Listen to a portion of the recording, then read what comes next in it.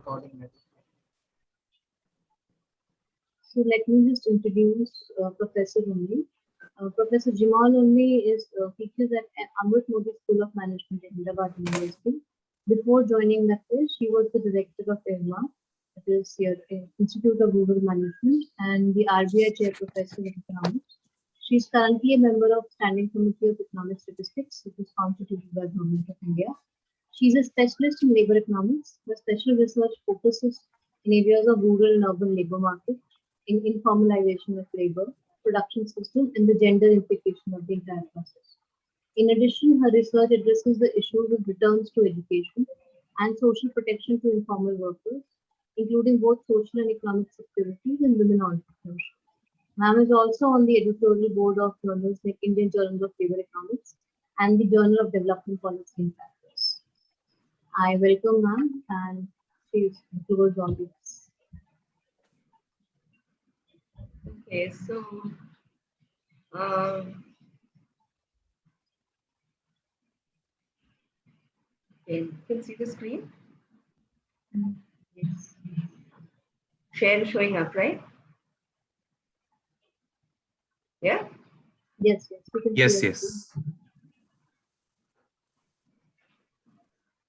Okay, so I see that it's a very small group, and so I'm not going to say anything very profound, and it will be something perhaps what you already might have heard and know about.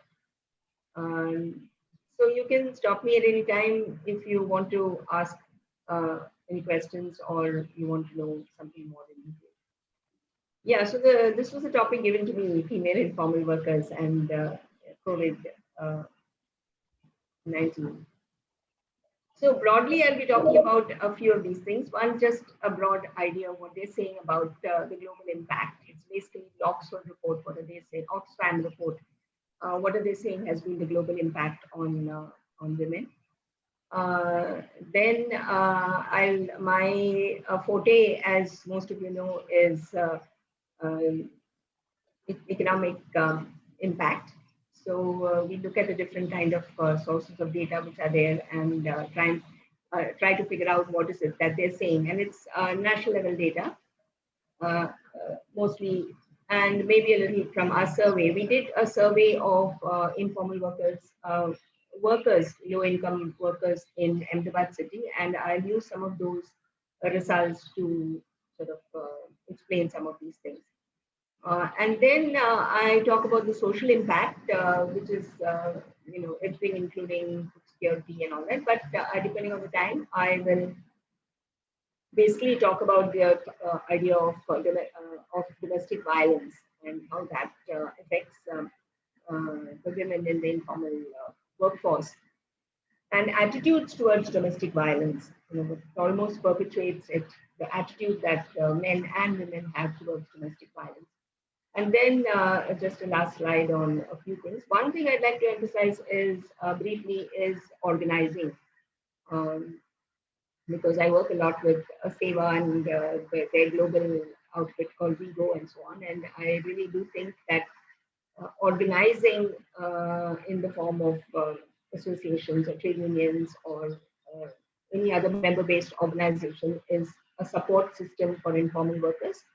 And so the impact of that is just based on a particular study, but I think it's a larger idea and thought that people can think about.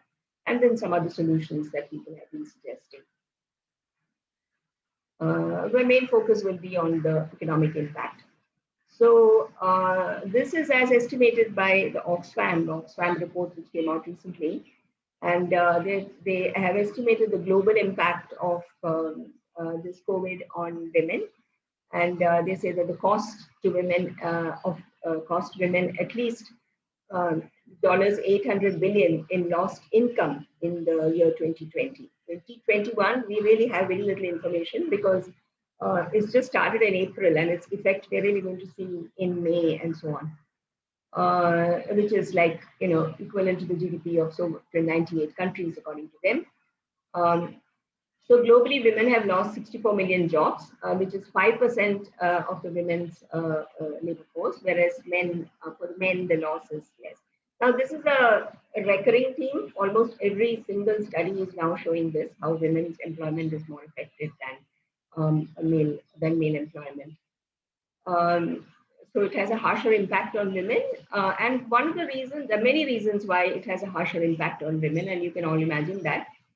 Basically because of the kind of work that they do, the kind of sectors they work in, the low wage sectors, having very little social security benefits, and the most kind of insecure jobs that they basically form the bottom of the majority of women form the bottom of the labor market hierarchy, and so they're the ones who are let off first. One can easily imagine that, and that happens in every crisis. It's not just the COVID crisis. We saw it in the financial crisis.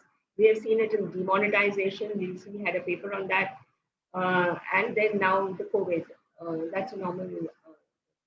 It's a usual kind of phenomenon. Then these are some of the factors they give. They mostly drop out. Women are more likely to drop out of the workforce or reduce their hours of work during a pandemic. And one of the reasons they give is of the care responsibilities, because of more people being at home, and they themselves being at home full time, and so on and so forth. But I personally think it has also, which I will try to sort of bring out in some of the data that I'm going to show you.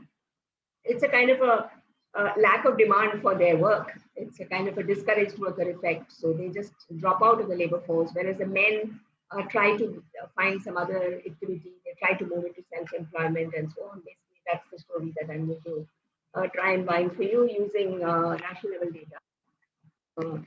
Yeah.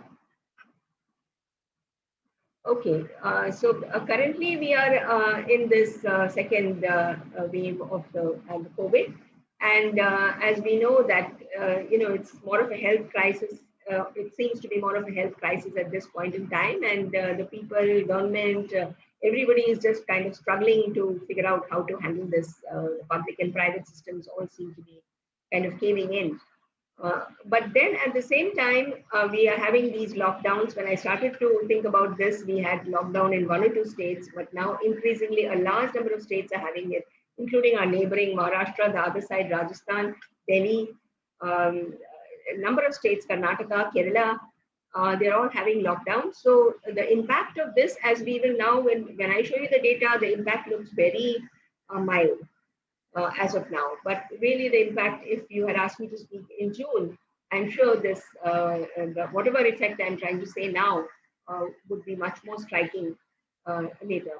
And so the second wave is just the livelihood impact, the economic impact of the second wave is just sort of coming up, but it is hanging on top of us like a Damocles sword, so to say. So then again, for the second time in the year, we are left with the same question that we've had before. We save lives, we save livelihoods. Obviously both. But at this point in time, because of the health crisis, saving lives look like a more important thing. In any case, without livelihoods, you don't have lives either. So there are many, many indicators which are like this is global mobility index. Then there is this the stringency index has gone up to 59, from 59 to 71. But it is still nowhere near the 100, because at that point we had a complete lockdown. And I really doubt that India will go for that kind of a lockdown again. It will be this fits and starts. In Gujarat, we have been having night curfew ever since the first lockdown was removed. The night curfew just moves from 11 to 6 to 10 to 6. And now for the last few months, we are 8 in the evening till 6 in the morning. So those kind of impacts, these things are going to be there all the time.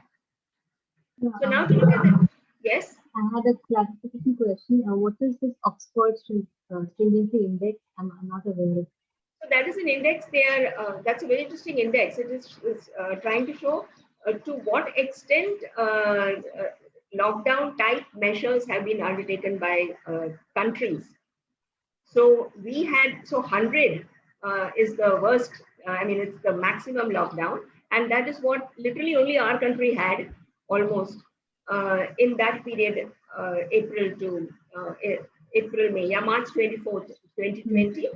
So then that index becomes 100, because then nothing is allowed to move, nothing happens, right? Then they have various these things to say to what extent the countries are locking down or states are locking down, and based on that, what percentage is various indicators they are using. I mean, I don't know exactly what indicators they're using, but 100 is the maximum. So India actually had that 100 figure, which very few countries have had. So at this point in time, it's not there because we don't have a national lockdown, right? And that's the worst, and that's when the livelihoods were impacted hugely, particularly because it was done within 4 hours and no notice was given, and then we saw the whole migration development happening and so on. Okay, so this is using the periodic labor force survey, the national sample survey data. Quarterly data of the national sample survey comes out. The periodic labor force survey is done only for urban areas. Rural areas, they don't do this periodic. They don't do these quarterly estimates. You just get the yearly estimates as earlier NSSO data used to give us. So the April-June 2021 data is not out yet, so we don't know. Anyway, that will take some time. We are still only in April.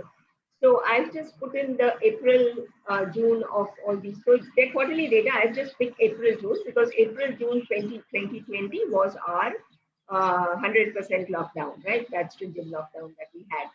So you can see this employment rate or worker population ratio declining, and hugely declined. There's this big jump downwards, particularly for men, for women as well. Obviously, the women's labor force participation rate is already so low. So even a 1 percentage point jump is down, is quite a jump.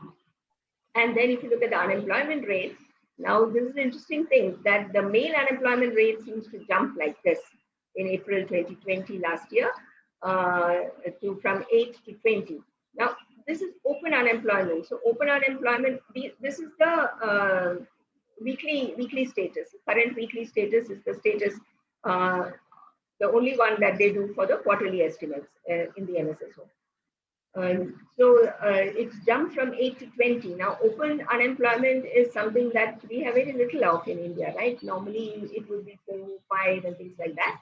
But we have been having this. Of course, this is for 15 plus, which is one of the reasons why it's a little higher than what you would see for all population. It would be lower. It would be at 4, 5 and things like that. But even that has jumped. And for women, it's interesting that this is showing a slight drop. And this is where I'm trying to argue that it's because it is that the women are actually dropping out of the labor force. They don't report themselves as being unemployed.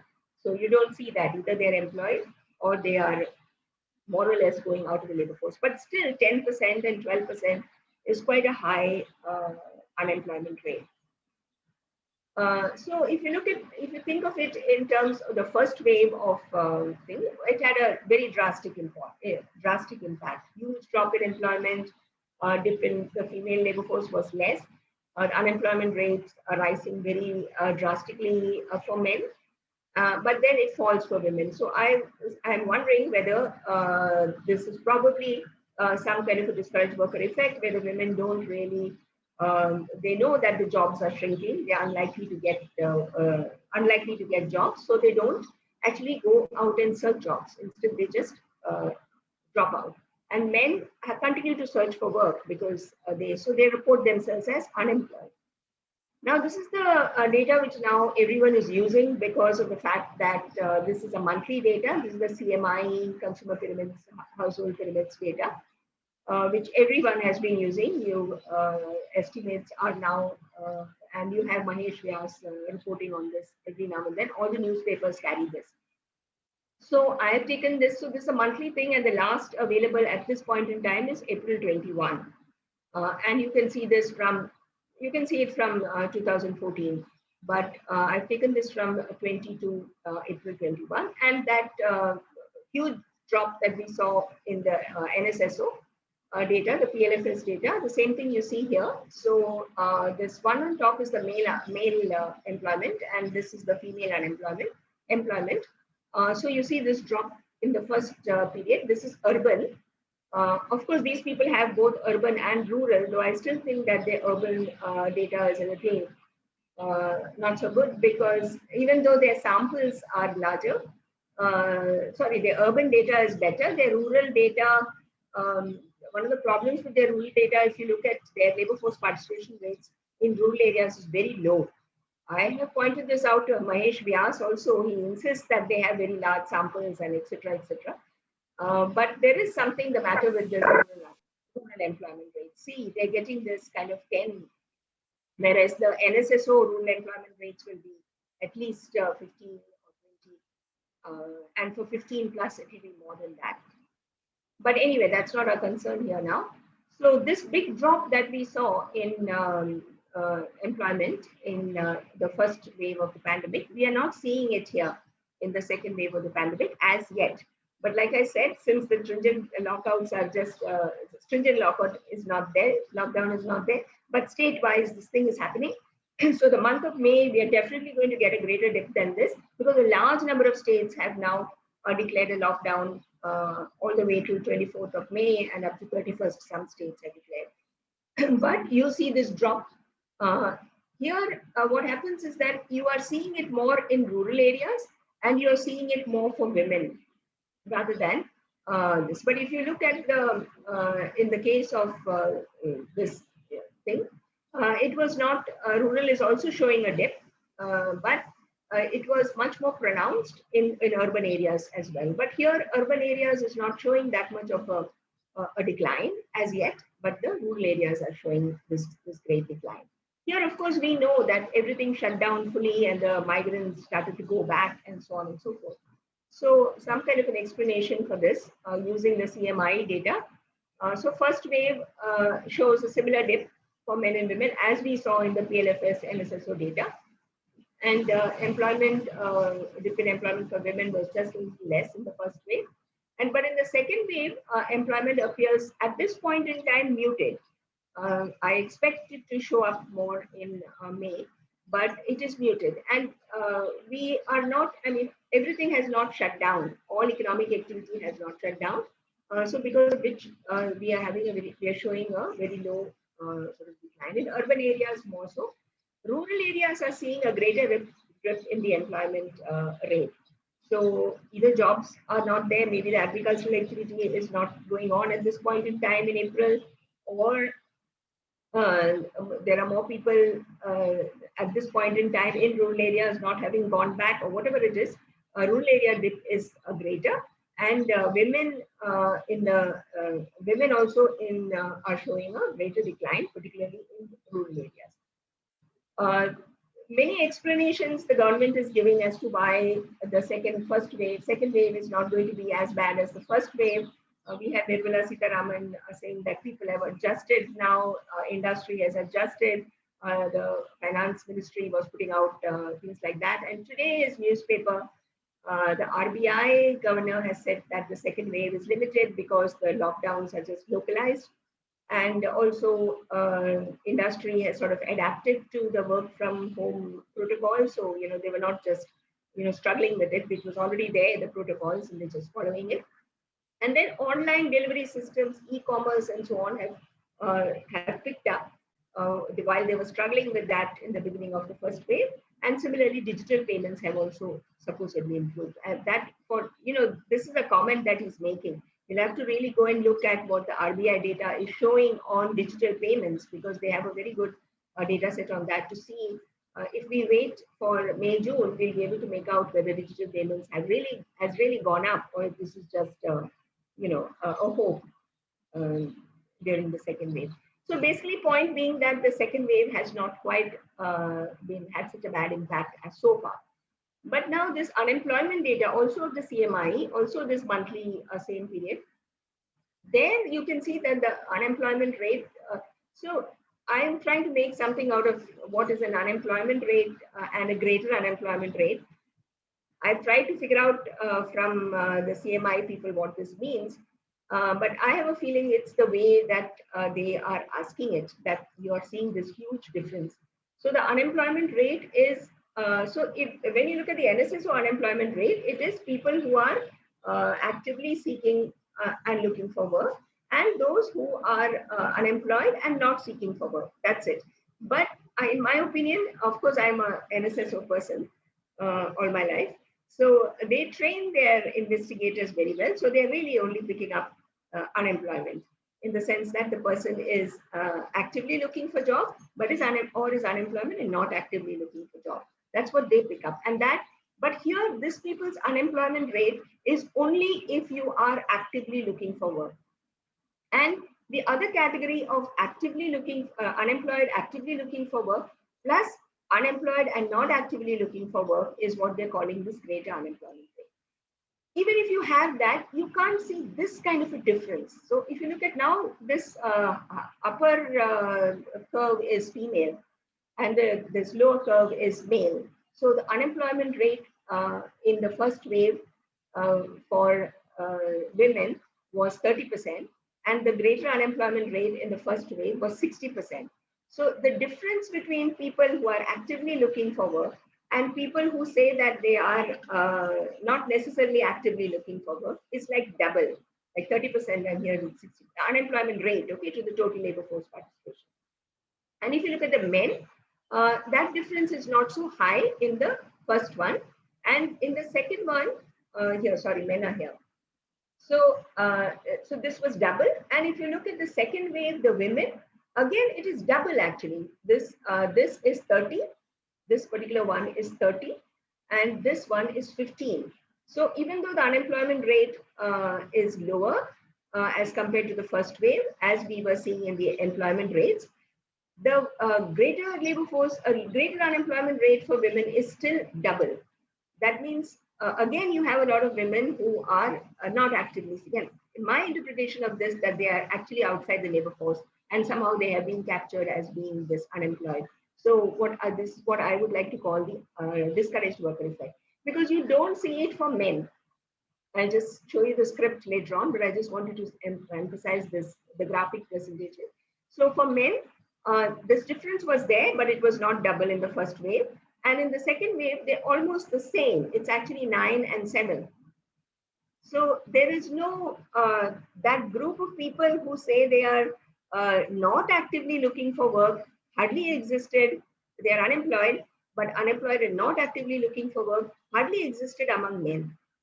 This looks like a very dense thing, but it's exactly what I said just now. So willingness, unemployment rate is willing to work, actively looking for work, right?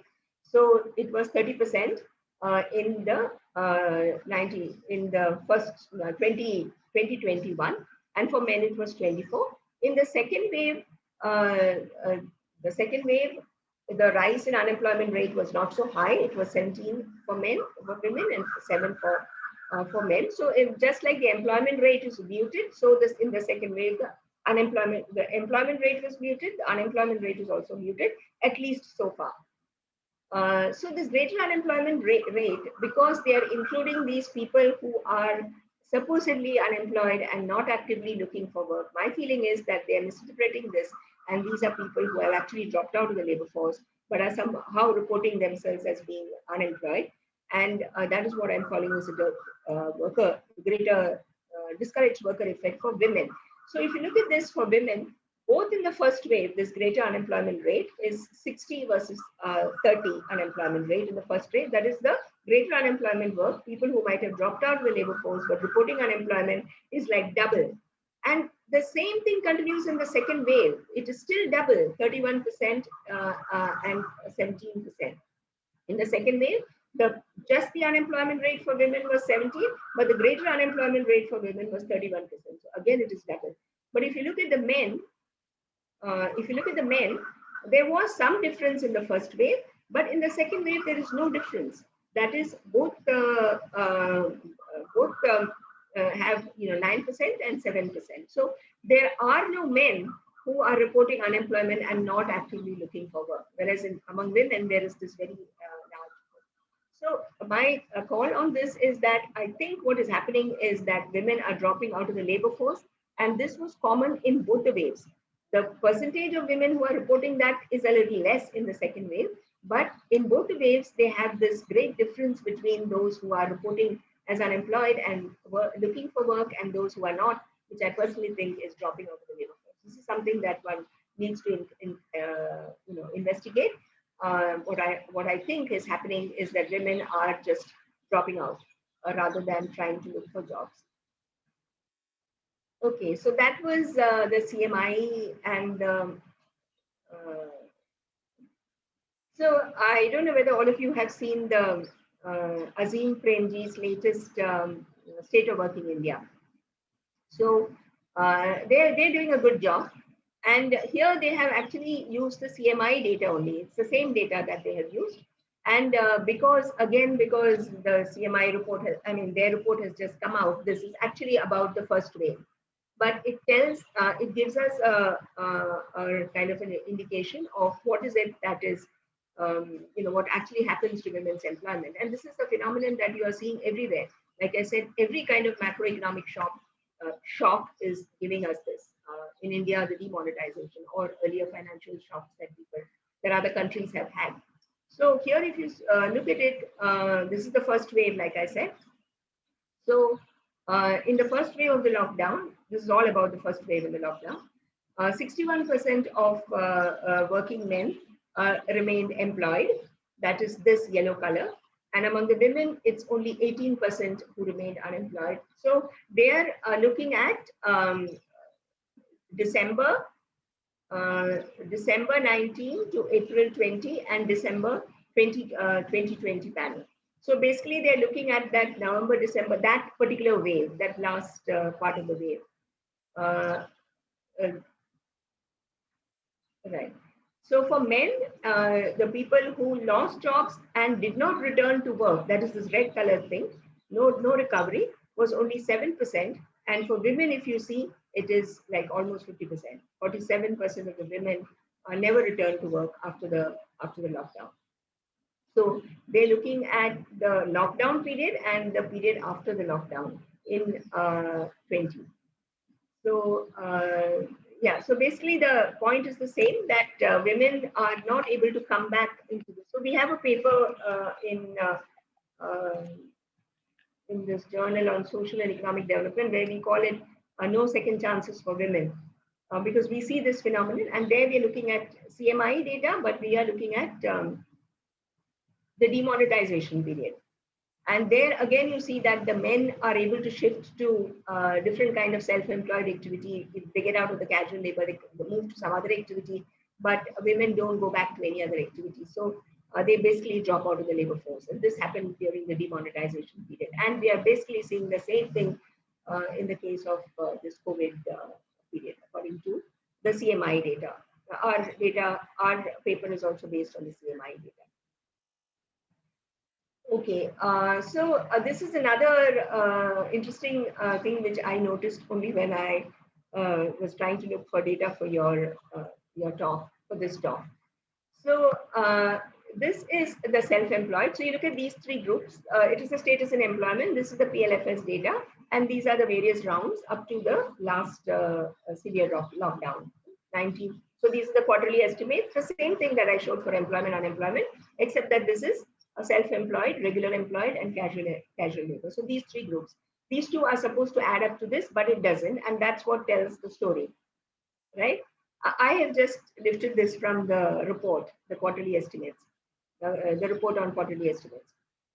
So if you look at this, the self-employed seem to be increasing, seem to have increased in the April-June lockdown period. Mainly for men, women are kind of stuck there. Nothing is happening to them. Regular salaried workers have also increased, but that's a proportion. Probably it simply means that they cannot be thrown out, and so they are there, and which is true for women also. The category that has fallen are casual labor, from 12 to 6 for males and 7 to 4 for females. But what is interesting is that normally if you add up the own account and employer category and the helper or the contributing family member category, you should get this self-employed category. Now, if you look at this, more or less, you will find it for the earlier rounds. So there will be like a 1 percentage point difference between if you add these two and this and so on. But if you look here, there's this huge difference. If you add these two and this, the difference is like 17 percentage points. And again, for the female one, if you add these two and distinguish it with this, that difference is something like 11 percentage points. So here what I'm trying to say is, again, I think this is like people reporting that they're self-employed, but actually not doing anything because it's a stringent lockdown. they actually have an enterprise. They are supposedly self-employed. So they report themselves as self-employed. So if you look down here at their notes, column 4 is the self-employed workers who had worked in household enterprise but did not work due to sickness. Other recessions are not included. So, and these self-employed persons, these self-employed persons are not included, and 2 and 3. So self-employed here is everybody who reported themselves as self-employed, and those people who reported themselves as self-employed but actually were not working either due to sickness or some other reason. So in this case, the some other reason is that you had a stringent lockdown and they were not allowed to do their work. Basically, it was closed. And so they had this. So this difference, which I just noticed now when I was looking at this for you, I have written it down in this fashion. And this is the statement 3 in one of those quarterly estimates. And every quarterly estimate will give you four rounds of the quarterly estimates. Quarterly estimates, I am not sure whether they are available. I mean, the unit level records are available, but the earlier PLFS unit level records are also available. Since all of you are young researchers, you could use it. Okay, so the regular salary, we saw that increase, and the casual labor workers were there was this decline both for men and women, and this explaining what we saw in that table. But then there's a large increase for male self-employed from 39 to 42 during this lockdown period, first wave. But there is no increase for the women. So the women are there stuck. And so obviously they are just dropped out because the casual labor has declined, and self-employed, they just remain the same proportion there.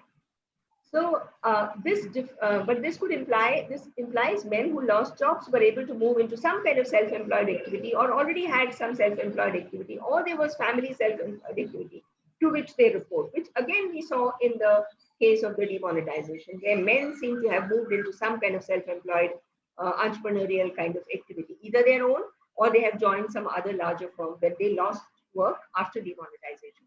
So this is probably what has happened. But for the women, you're not seeing any increase in the self-employed activity. They have probably just moved out of the workforce. And this difference in the column of 2 plus 3, which is the self-employed workers and self-employed, where this should actually be the same. But this huge difference that the NSSO is putting out makes me skeptical as to whether the men who said they moved into the self-employed, this 42% were self-employed, whether they really had any work, whether they really gained through the shift towards self-employment. In the case of women also, there is this drift, but for men, the difference is 17.8 percentage points, actually. Sorry, this is not percentage. And for women, it is 11.3 percentage points. So both of them, to some extent, have this effect of reporting, reporting sick or not having work or something of that kind. But it's huge in the case of the men. As many household surveys of this period, including our own in Ahmedabad, we found that this self-employed persons are actually suffering huge loss of income. So when you are asking them, what is your status of employment, they report themselves as self-employed because they've been there doing that work. So even if it's a current weekly status, they're reporting themselves as self-employed. But did they really gain from that self-employed? That we don't know. We'll have to go and look at, even in the NSSO, we'll have to go and look at their income data to be able to tell whether this thing is there. I think self-employed also, they are getting some measure of income. So to make that point, there are a number of surveys which are showing this. All the people who are doing survey have done surveys during that time, including the Azim Prenjis, including there's some many other surveys which have been done, are showing this. But this was a survey that we did immediately after the first lockdown. So we did the survey in July, and we were asking about their activities in all these months. And we had 500 workers. We took the help of an NGO called SAT, working here in Ahmedabad, and these are low-income households. So we did have formal sector workers also in this, but very few. And so you'll see this loss of income. So this is the actual mean incomes for men and women. I have not separated this by self-employed, wage-employed, but the self-employed workers have shown a large loss of employment. Loss of income. So here you see that in the base year, that is before this lockdown happened, under normal conditions, if they were getting, the females were getting like 5,000 rupees a month, men were getting like 11,000 rupees a month. It's an average, it's a mean. It kept going down, and this is the lockdown period. So it comes down to 1,300 and 1,100 for women and 1,800 and 1,600 for women, for men. And it goes up slowly in June when the lockdown is lifted, but it doesn't come anywhere near there. Because the rest of the survey tells us, how many of them actually got their job back, how many of them got thrown out, and so on and so forth. And this is the percentage of loss of income. So in March, their loss of income was like 39% of what they normally get, the base. And in April, May, which was the lockdown period, both men and women, almost 80% of their income they did not receive. So this is comparing their income average before the base and comparing it with what they actually got in April and May. And you can see that there is a small pickup here in this thing, but again, the loss of employment is not as low as it was before. So this is basically just to further emphasize the point that we are making with regard to the discouraged worker effect and people dropping out, and that whole thing that we saw, or what we are seeing here, being reported by the NSSO. I'm really surprised. I have to speak to the NSSO people and ask them, what is their explanation for this? So my explanation for this is that they are reporting that because that's what they normally do, but then they didn't actually have any work to do. Now this is the sector-wise, but again, because this is NSSO, it is still giving us only up till April, June. So that dip that we saw of rural and what I think basically is agriculture and rural in the second wave that we can't see here yet. We still have to wait for the rounds of the NSSO to come out. So here agriculture and rural did okay. The agricultural sector did better during the first wave, that we all know. And the sectors which really lost out was the secondary sector, both for men and for women. The tertiary sector includes all these self-employed people and so on. So when people move into self-employment, they're actually moving into a tertiary sector. So if they lose a casual labor job or they lose a temporary kind of salary job, then they take up some activity which is self-employed, and that could be and mostly that is in the service sector because they're trying to sell something, they're trading something, or they're trying to do some those kind of activities. So you see this.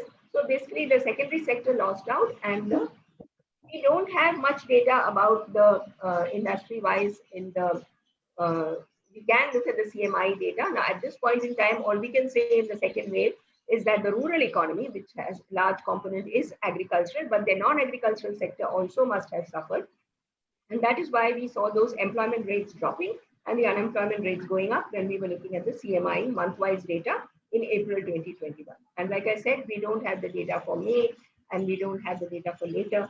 So we have to see how this plays out in the next month. So that's all that I have for employment. Now the State of Working India has done this interesting thing for using the CMI, same data set, and they are just looking at what was the employment that people had in 19 and what they had in 2020. And they are emphasizing basically this figure here of permanent salaried employment. So people who had permanent salaried employment in 2019, who retained or still had permanent salaried employment in 2020 was less than 50%.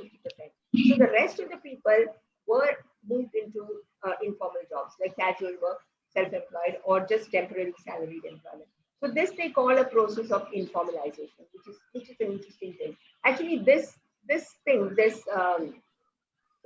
diagonal is what you look at. So if you look at the self-employed, it is the self-employed who seem to retain their self-employment in both years.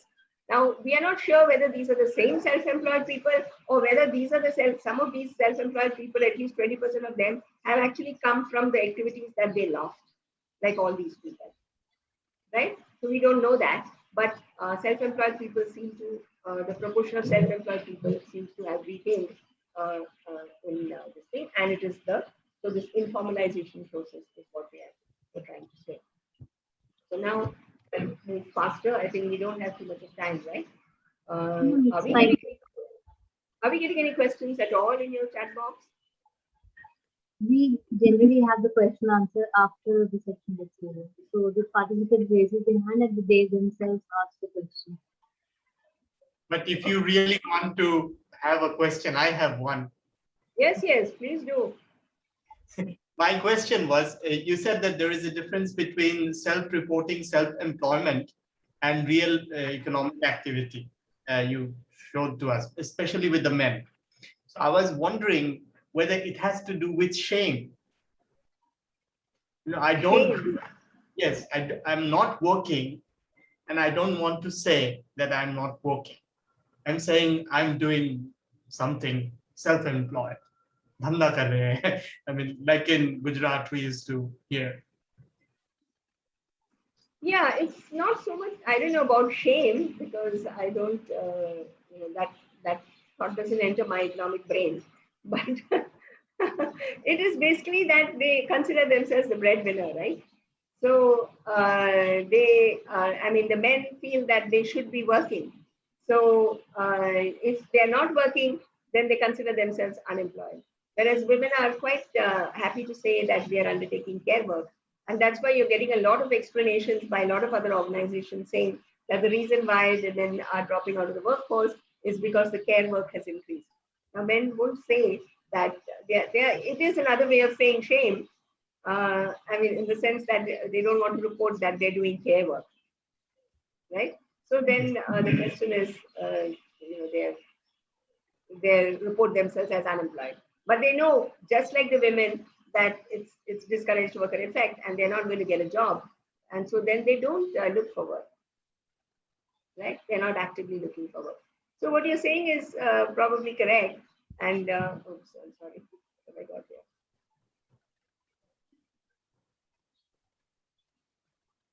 Thank you. Let me just find that thing again. Okay. Yeah, anything else? Yeah, Satvik. At this moment, no. I have some more. All right, okay. Okay, so that is broadly, so we're basically talking about employment, unemployment, and the status of work and loss of income. Those are the main things that we're talking about in terms of, that's what I was able to gauge from secondary data mainly. So social impact are a lot of things. Now, I don't have time, neither have I done work on all of this social impact. So one is, of course, this increase in care burden. One of the reasons why they have this increase in care burden is also because everybody is sitting at home. So obviously your amount of work has increased in terms of the amount of cooking you have to do. People who went out and ate out, they're all sitting at home. The children are all sitting at home. You have to look after their, online, non-online, whatever it is, their activities. The old people were anyway at home and probably lost whatever jobs they had, and they're at home. So the caregiving activity and the burden has fallen quite heavily on the women, and that could. So they report this as a lot of studies are reporting this as one of the reasons why the women are dropping out of the labor force. But I personally would say, I would still argue that they're dropping out because they know that there's no work there, and there's no point in wasting time trying to look for work. That's not to say that the care work has not increased. Okay, the care work has increased tremendously because of the fact that they are at home, everyone else is at home. Now, another thing that has been reported in many surveys, and we found it in ours, I'm not going to harbor this point too much, is food insecurity. So, not eating enough, not getting enough food, not being able to get their regular rations, and so on, has been reported by many surveys. So, and then who eats, who doesn't eat, and so on and so forth. These I still haven't seen enough studies on that. But there are a lot of, so food insecurity is another huge problem which is there. This is over and above the health. Okay, so the health problem is a given because we're talking about COVID-19. Health insecurity is a huge insecurity. The other thing which is being reported by a lot of studies is this domestic violence. And again, it has to do with the fact that these people are all sitting at home, and the women are sitting at home, the men are sitting at home, and there's a tremendous amount of stress. because of the fact that they've lost jobs, their ration inadequacy is there, and so on and so forth. So in our study, there are a number of studies, you can see it all over the place. But when we did this survey, we kind of tried to ask this question, and we looked more at the attitude towards domestic violence and how does the attitude towards domestic violence actually end up with this domestic violence. And then, of course, there is stress, anxiety, depression, and so on. I haven't looked at too many studies on this, but anxiety and depression leads to stress. And we can imagine it comes out of all kinds of things, both the economic impact and the social impact. Just having so many people sitting on your head all day long and being supervised all day long, maybe by your elders, maybe by your husband, or maybe by your partners or whatever, or by your children, can lead to stress and anxiety. So these are some of the social impacts that we can imagine, and one should be able to. So what we did was we tried to look at domestic violence, and other than all the other things about the actual insecurities with regard to work, which is just one of the things that we showed you was that income loss. So now when you come to domestic violence, it's not that there wasn't domestic violence in India. We all know that it is there. So the National Family Health Survey has, even in 15, showed that 31% of married women had experienced violence from their current or their previous partner, which was a little lower than the earlier period, which in the earlier NFHS survey had shown 37% married women reporting partner violence. So here now it is down to 31%, but 31% is like 1/3 of all married women reporting in a nationwide survey. It's a horrible thing. And then now there is a lot of literature which shows that whenever you have this kind of a stress coming on of pandemics, epidemics, natural disasters, the impact on women is much higher. Economic impact we know, but then the social impact is also much larger. And same thing happens to is probably true of COVID.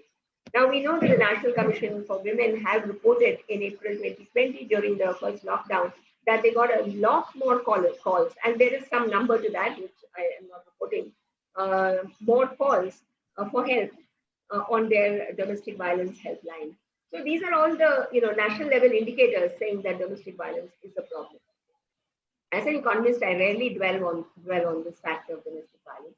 So what we did here is that we tried to look at attitudes towards domestic violence, and we also tried to see whether the stress related to the COVID lockdown was also one of the reasons for the domestic violence, and what kind of issues was triggering domestic violence. So we asked this question: did difficult economic circumstances created by the COVID lockdown lead to increased justification of domestic violence? So what we're looking at is not domestic violence, because you see, we were doing a survey, and this is not a national survey, and we didn't want to go around asking people whether you have suffered from domestic violence, because the chances that even though we were going with SART, who knew those members, not all of them, but they did know broadly, and SART was known in the regions where we were doing the survey, people don't like to report domestic violence, right?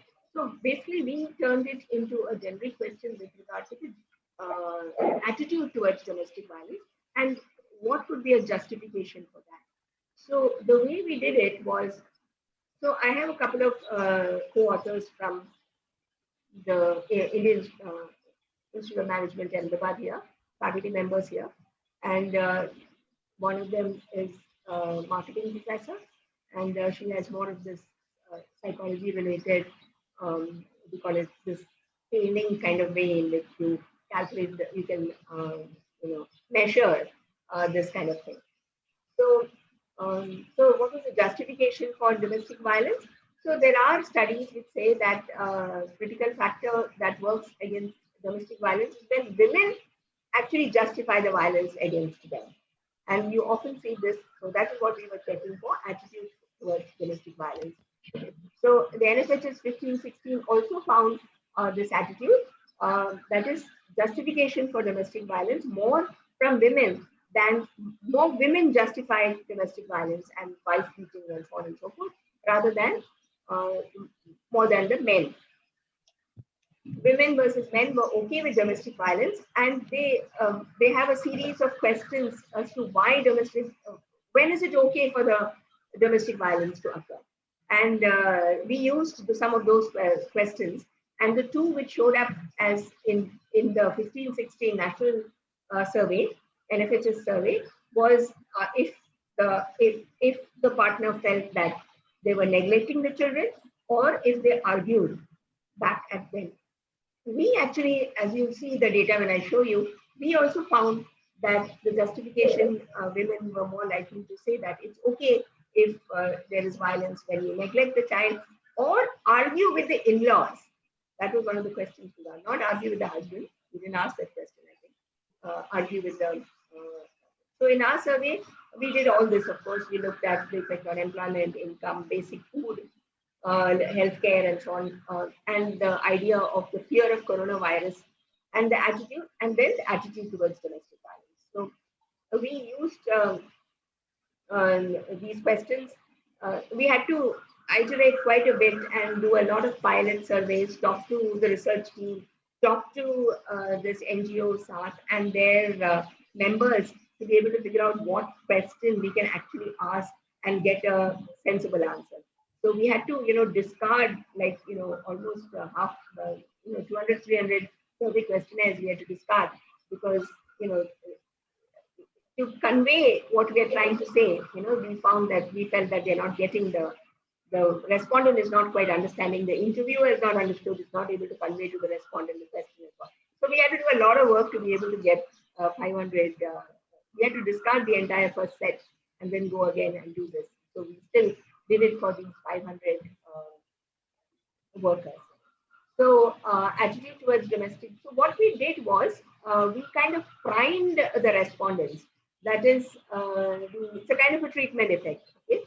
So what we did was attitude towards the respondent when we primed economic hardships faced by men and economic hardship faced by women. So what we did was we assigned your sample into these three groups. First one was where we set a set of people where we say the priming is on the husband. So in recent times, because of lockdown, men have a lot of stress or tension. Some men have lost their jobs and some do not have enough ration, because of which there is a lot of stress and tension. So we are priming it saying that men are facing tension. That is, the husbands are facing tension. And the second group, we said the wife is facing tension. All right. And then there was a control group where we didn't ask them, we didn't prime them on anything. And then the question that we asked was, after allocating this kind of treatment groups, in today's period of lockdown, is it okay for the husband to beat the wife if? And then we used the NFHS questions, and we had 7 reasons for the attitude towards domestic violence, whether it is okay to have wife beating if if the spouse neglects the children, argues with him. We did use argues with him, which NFHS found as significant. We didn't get that so much. It is there, but it was not the most important. Doesn't cook food properly, suspects her of being unfaithful, shows disrespect to in-laws, and refuses to have sex with them. So these were the 7 questions. So you definitely understood that there were these 2 groups. One, you're saying that the men are under tension. If the men are under tension, is it okay to do wife beating because of these various reasons, these 7 reasons? And the other group was asked, so suppose the wife is under tension, then is it okay for this? And then you had this control group which didn't have. And these were the broad results. Of course, we had a hell of a lot of results, but I'll just show you a few. So this is when you are having the attitude towards wife beating of the treatment group. So this is when the husband is under stress. This is when the wife is under stress, the primed group, and this is the control group, right? So you'll find that these invariably if the husband is under stress, then it's more okay to do wife beating. So domestic violence is kind of justified if the husband is under stress. It is not, of course, women under stress. Also, there is some proportion of people saying that, but it is less. And the 2 most striking these things are neglecting children, that is this bar, and arguing with the in-laws, this bar. So those are the tallest bars here in this whole thing. Yeah, you do find in the control group also saying that if you, even if you don't prime them for husband or wife's tensions, they also saying that if you argue with the in-laws, then it's okay to have domestic violence. So in some sense, this is very similar to what the NFHS has got. What exact methodology, I don't know whether they did any priming of this kind, but the fact that they found that women are more likely to say that neglecting children, domestic violence is okay, and they had argue, that is this green thing. For us, argue is there, and it is more for the husband, priming for the husband rather than the wife, but it's not as prominent as in the case of neglecting children. And so that is the wife beating thing. And then the next thing we did was to see whether, we tried to see whether some kind of, there we're just saying stress, it's a prime thing. But here we are asking that suppose there is Russian, so what is the reason for this violent behavior? So we give two, we tried out many, but I'm just reporting two of them. One is when the household reports Russian insufficiency. So when there is Russian insufficiency, so this one are households which face Russian insufficiency, and zero, so it's basically a dummy, zero, where they did not face so much of a, so what is the attitude towards domestic violence? You get the same thing. All of these are not higher than all of these, but definitely these two, neglect of children. And so when the household or the persons are under stress due to lack of food or lack of being able to provide the family with food, then that is an added reason for, picking up a fight for neglect of children or for speaking to the in-laws badly.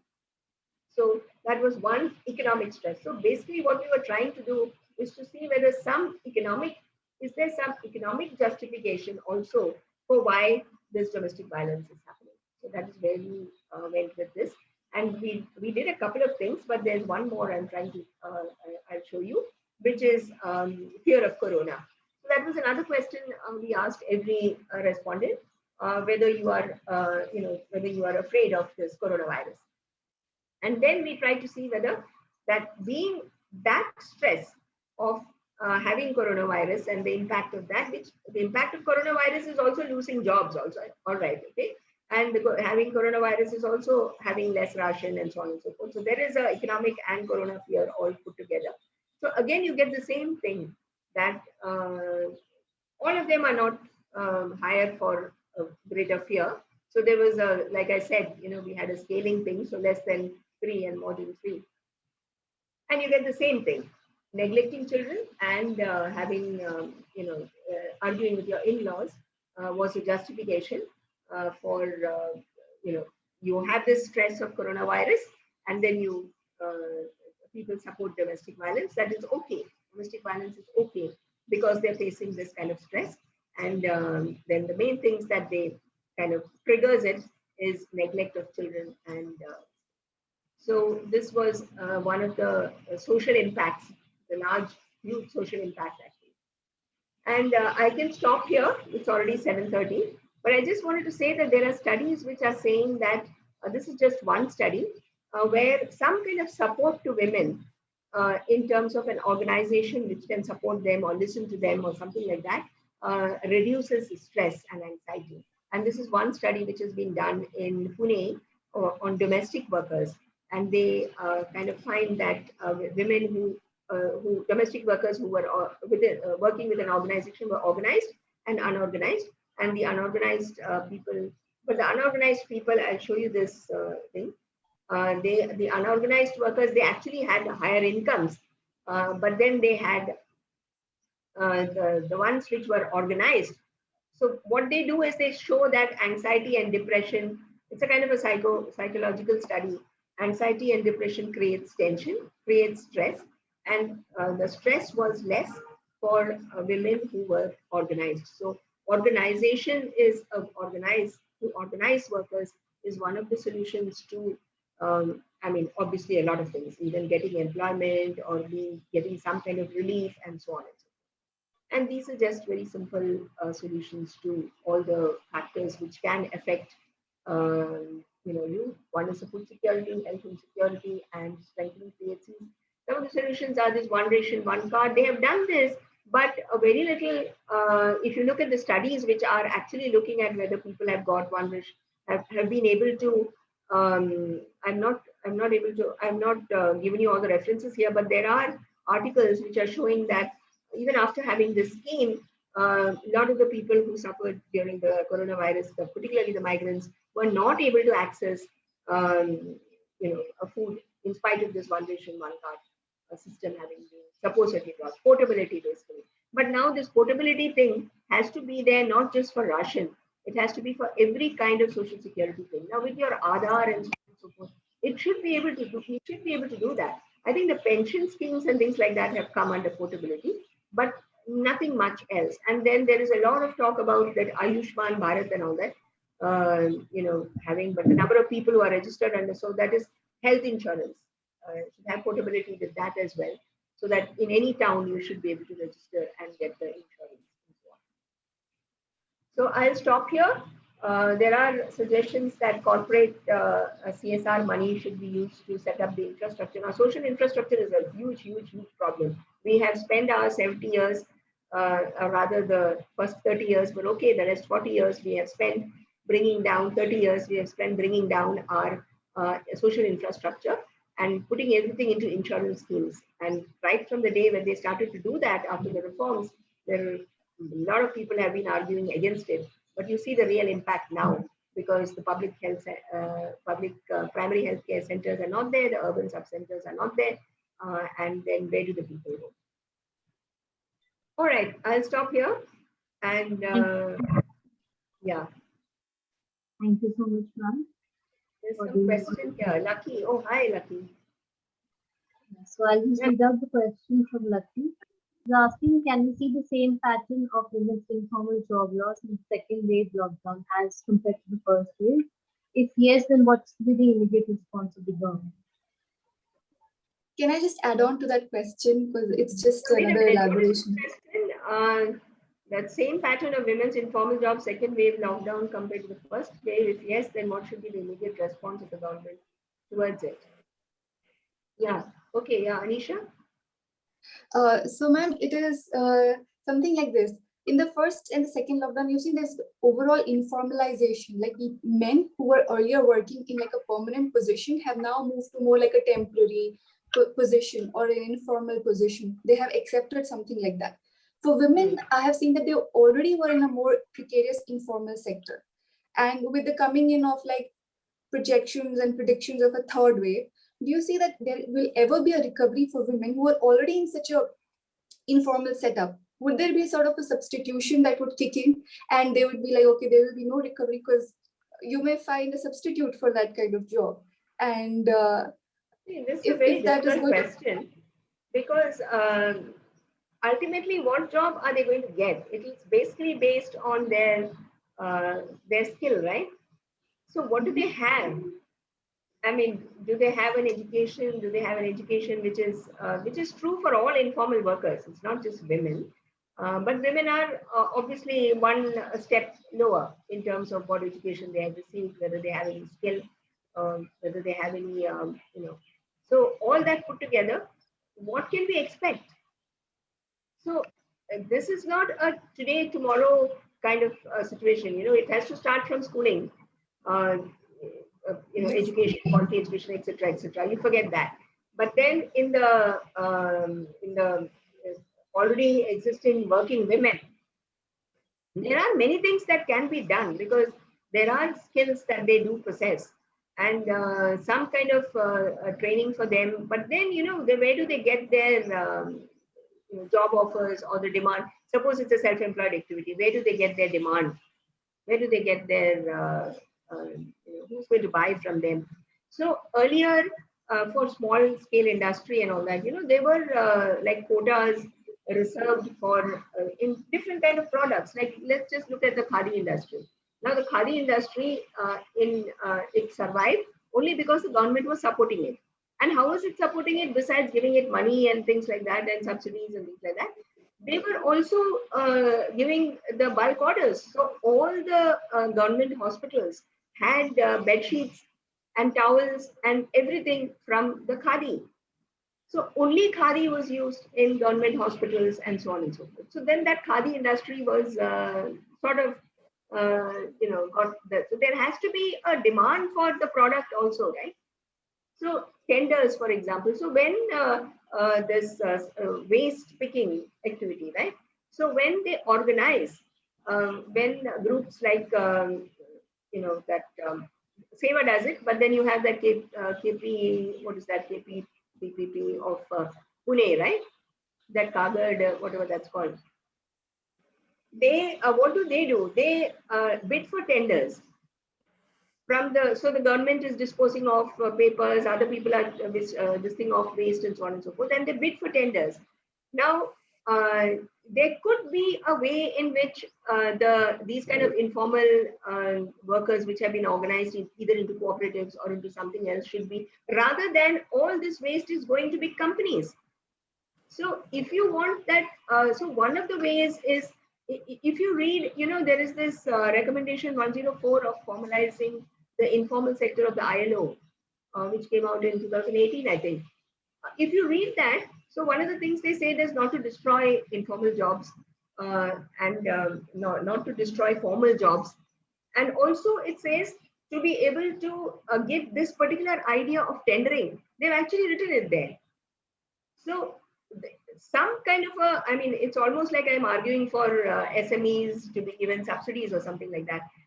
But some kind of advantage in the tendering and things like that, if they are given. So if groups are formed, which then it's very difficult to form groups, everything is very difficult. But these are the only real life solutions, because you're not going to be able to skill waste because to work in my university, okay? I mean, even if they work in my university, they will be doing that contract cleaning service stuff. Even they are better paid. So what can you do for them? So there are many such organizations all over the country which are doing this. But then are they getting a good, where are they getting their waste from? You can't just go and pick like that, So if some kind of, okay, this kind of bulk waste will go to this organization, then you can think forward. I have seen these organizations in Brazil where they get this waste material from various corporate sectors or government and all that, and then they have large factories which then are able to do some recycling and convert that into something else and so on. I'm just talking about one group, which is the waste picking sector. So similarly, for every group, like organizing domestic workers, all right. So if you organize domestic workers, then they to move them from working in my house to working with the if you upgrade their skills in terms of, there's a lot of etiquette involved in all of this, right? It's not just ki aaya pocha lagaya chale gaye. It's not like that. So if you can do that, then they might be able to go into work with certain hotels or some other upgrading, so kind of a slow upgrading. And similarly, you can think of this for every single kind of activity that the existing people are undertaking. And small IT skills, if you look at, you try to look at all the various things that Kudumbashree has done in Kerala. I have seen them from, I don't know, maybe 2000 or before that. So RTO IT, so over there, of course, their education level is higher because everybody goes to school. Okay, they have 100% literacy. So there are people like that also, right, in every part of the country who have some level of schooling. Now, RTO, for example, is digitalizing all its records. Okay, so if that digitalizing records is given to these kind of people who are just, coming out, studied this basic IT skills, computer skills, and so on, even from your ITO or from wherever ITI or whatever it is, then there is, so every single day, there is no easy way for this. I mean, to get more women into the workforce, and then of course to be able to deal with the social, the various stigmas attached to it and so on and so forth. There's just simply no easy way. It's a step-by-step and the thing is uh, to be positive about this, work with And organizations patient. trying to do this. Yeah, patience is, yeah. Sudeepa, you want to say something? I have one question. Yeah, I was just wondering, as you showed that the male unemployment rate is going up.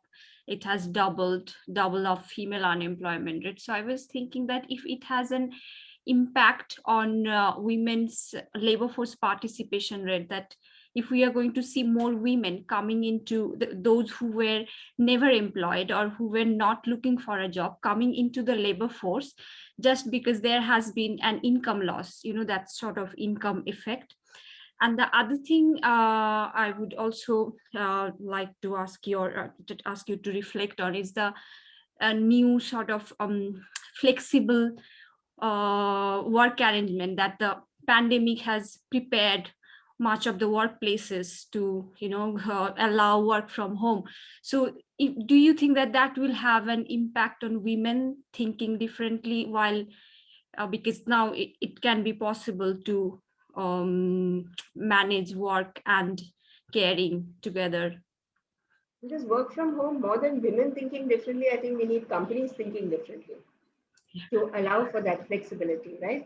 That, these kind of activities can be done from home and continue to do from home. Some amount of that has happened because of circumstances which forced them to do that. Yeah. So to that extent, work from home might, but I'm not very convinced that it will continue like that. But it might for some corporate kind of organizations, because if you look at the the the developed states, I don't know, not so much UK maybe, but US and even China, um, uh, people are not, they have days of the week when you go to the office and days of the week when you work from home. For Yeah. two reasons. One is workspace. So workspace is costly. So then, you can have, if you come one day, then you can use the same workspace, right? One. And the Yeah. other reason as it is because of the traffic, because of the number of people on the road and the pollution related and their carrying capacity of their trains and their metros and so on and so forth. So they have that kind of thing. We have to be we have to think very differently if we want to allow for all of that thing. But yes, it is. I mean, a lot of people are saying that this is an opportunity and for women basically, and maybe it is. Maybe it is. But then, the gig work and that kind of platform work has been is going up. Maybe it will go up more now with this. The bad side of all of that is there, of course. That also we know.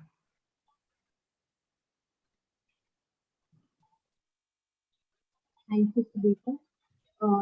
Satvik also had a question. Then we'll come to Anand. Okay. So my question, Professor Unni, is that if we have witnessed stagnation of wages over time in India, in terms of wages of the women, also in terms of men, and if there is a stagnation, then what is the consequence of further flexibility of work and more perhaps informalization? Have we actually had a stagnancy? I'm asking you if there is a stagnation in the real wage among the workers in. I think the real wage hasn't really been stagnating. The real wage has been going up. I don't know of recent times, but real wages have been rising actually. Isn't that so, Sudeepa? Have you looked at real wages recently? Rural real wages have been going up. Non-agricultural wages, I'm not sure. I don't think that we are seeing a dip in real wages as such so far. We might now. And also, I'm not very sure what this is, because it is possible that a lot of the low wage people have simply been thrown out. How do we know? So what we are seeing is the average of what we have, right? So whoever has job, the average of that is the mean wage that we are seeing, the incomes or the wages or whatever it is. So are we losing out on the low income jobs? because that is what is being thrown out first. It's the low income jobs. And it is so in a firing line, why are the women losing out first? Because the people you can dispense with, the ones who were hired last, the ones who have the least skills. Like when I talk to my students, I mean, sorry they're not here, I say it often. So if in my university they want to throw anybody out, they won't throw me out. Touch wood. I leave when I want to. But they will throw out the staff, basically, right? So the admission office, which should really have 5 people, will have 2, and so on. Because the teaching is the main activity here in the university system. So that's a core activity. So they will not try to get rid of the core people unless that they are not good at all that way. But they will. So what does that mean? That means the higher wage people to some extent are retained, and it's the first cuts are going with the lower wage people. Probably. They might be getting rid of temporary employment people with higher wages as well. So I somehow feel that the mean wage of the people who are left in employment, I'm just guessing, okay? So the mean wage will still, it can go up. The wages are, I think, real wages are still not, we're not having a secular decline in real wages. What we are having is a decline in, so if you look at it in that, fashion of national income, wages versus profit kind of thing, then the wages is shrinking and the profits are increasing kind of thing is happening. But that is not individual wage. That is the wage bill. Yes, Arun? Yeah, thank you. Thanks a lot for your wonderful talk. I have a couple of questions. So my first question is mostly related to, you have worked on demonetization also, and this particular shock also. So who are the women actually who are able to some extent, able to take this shock? At least, you showed your graph from Asim Premji where permanent women, permanent salaried worker women are kind of held constant. So work from home and all those kind of things are related to those section. But I'm saying, who are the people in the informal sector who are actually able to take some of these shocks and hold on to their jobs? And maybe the answer also lies in the things like you said about Kudumbashri and organized sector, or formalized or organization within informal sector.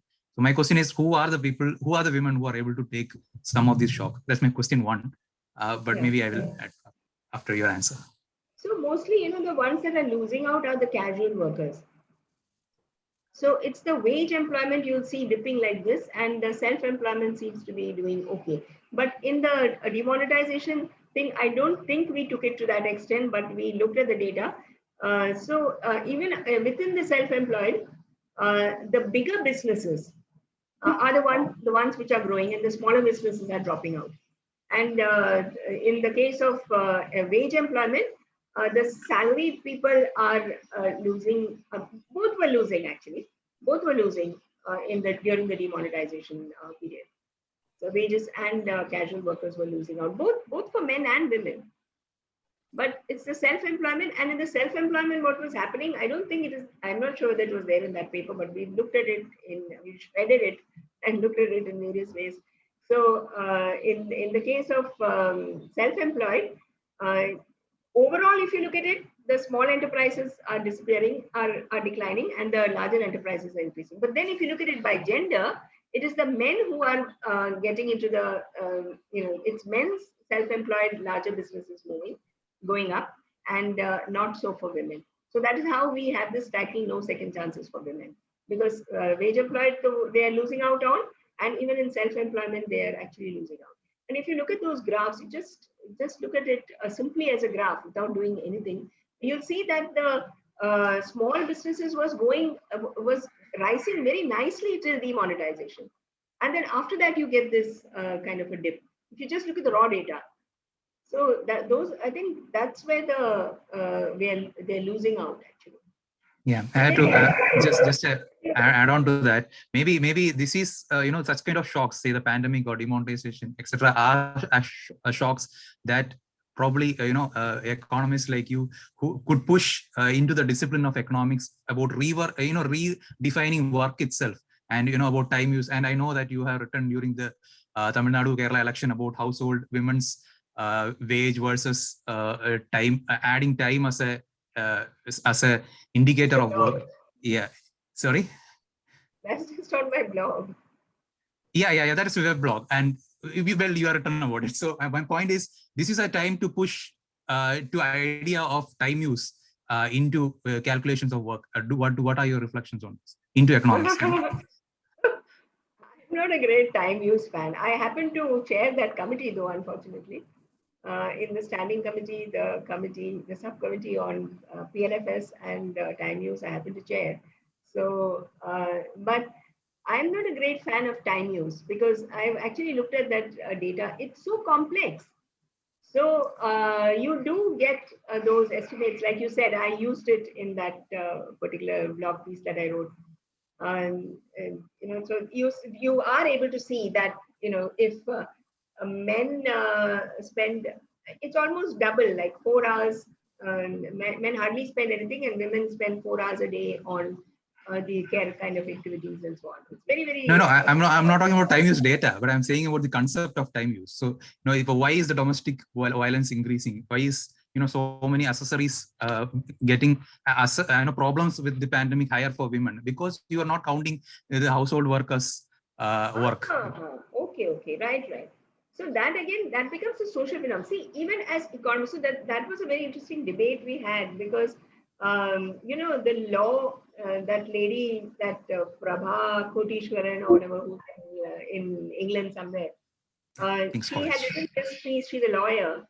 Yeah. Have you seen that, right? So she Yes. had written these pieces where it showed that, and I refer to that in that blog, where when the woman died in an accident, then they were in the court they were deciding to give what compensation should be given to the women's family because this woman died. And then they were calculating actually the care work that she was doing. So I wrote that because I got a shock. I said, here are we great economists. For the last 100 years, we are trying to say we have to calculate this and it should be in the, the value should be calculated and put in the satellite accounts of the national account statistics and this, that, and the other. And here you have the real life, an event, but only when that woman dies. So they're trying to work out that if she dies in an accident, then what is the compensation to be given? So there are so the courts are thinking about it, but economists are not. I mean, economists are, but then it is this. Then the question is, how do you value it? What value will you give to it? This wage, that wage, and so on and so forth. And then you had, of course, our great Tamil Nadu's 3 parties have all said, now we have to see whether the DMK is actually going to pay out anything to housewives or not. Obviously, they're not. The DMK, I mean, somebody there in Tamil Nadu should sort of raise it because if it happens, it'll have to be like some kind of a basic income to the household. I think that is what they have promised. They have not promised, a wage for a housewife. 1,500. I've written down somewhere the values that the different people have, different parties, all the 3 parties, starting with Kamala Hassan. Yeah, even in Kerala elections we had that debate. But for others who are thinking about it, I will post the links to ma'am's blog post and her podcast in EPW that can be used later, and maybe we can put it in our website also. I will allow others to ask questions and maybe come back. Yeah, sorry. Trinamool Congress is also saying the same, is it? You can unmute yourself. Yes, they have also promised the same thing. I think, but the amount is much less. It's 500 rupees to the housewives. To housewives, not to the housewife. No, they specifically mentioned housewives. Trinamool and all has to find some money somewhere before we can do anything. For the case of TMC, in West Bengal, whatever policy they implement, they will make the housewife as if the head of the family. So the health insurance card will be registered in the name of the women of this family. So if they do that, it's really good. Yeah, the money will be transferred to the account which is owned by the lady. In that sense, it's quite progressive. Yeah. So it's just like in land, when land is distributed, whatever excess land is, hardly any distribution happens, but when it happens, and also when I think houses, so some states have said that that should be in the name of the woman. So it's, you know, yeah.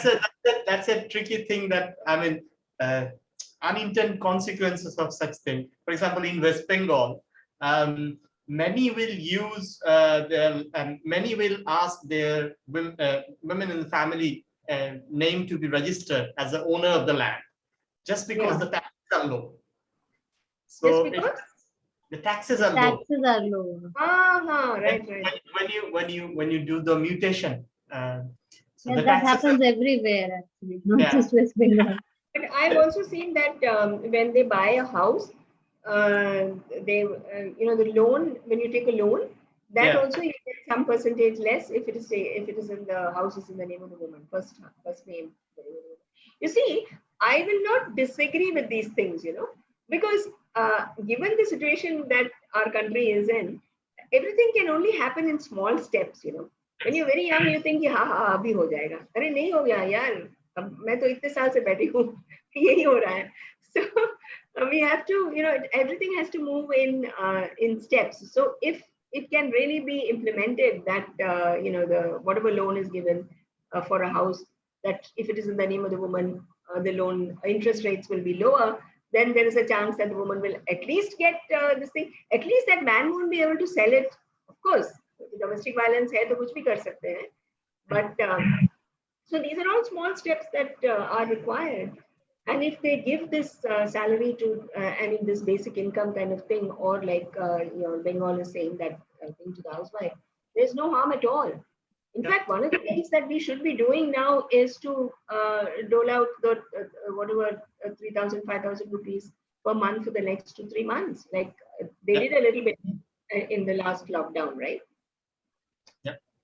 And that was mostly going from the construction workers, building construction workers fund.